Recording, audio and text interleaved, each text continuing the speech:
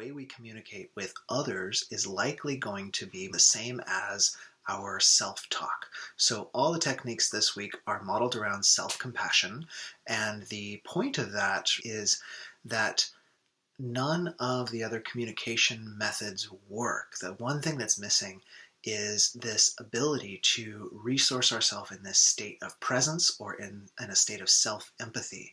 So especially if we're coming to challenging interactions, crucial conversations, whatever you want to call them, if we come in a state where we've already been able to give ourselves empathy, we've already been able to tap into our inner resources, then we're going to have all of our tools online.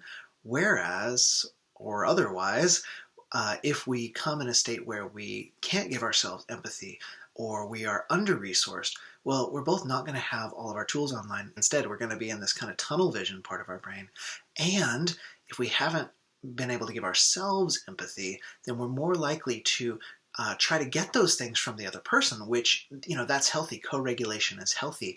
But if we're doing that because we can't resource ourselves, then we're actually putting a little more strain in the conversation than there necessarily needs to be. The most powerful thing we can do is actually learn to regulate and calm our own nervous system so that we know how to shift gears. We know where all the switches and the dials are in our own mechanism, and we can use it according to our choice. So there, of course, will be times when we can't regulate our emotions. That's why we have an empathy buddy. That's why we have trusted partners on the path. But wouldn't it be nice if a lot of the time we did have these tools to be able to regulate ourselves and then choose how we want to act from that place? The idea is to find what gets you into a state of open-heartedness, what gets you into a state of self-regulation, what gets you in a state of self-compassion.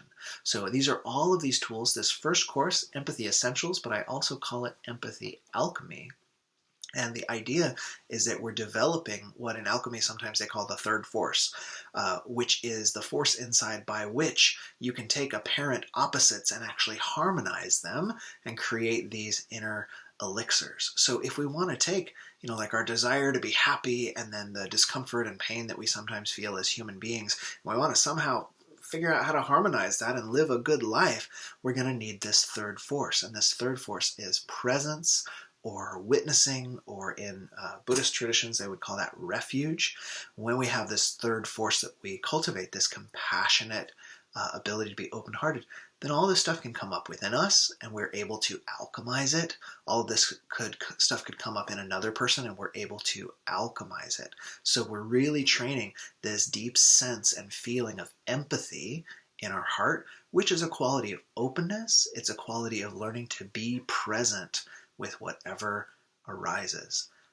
So welcome to the Empathy Dojo. Welcome to week 1, Empathy Essentials, Empathy Alchemy. I hope you dive right in. I hope you enjoy the material. Talk to you soon.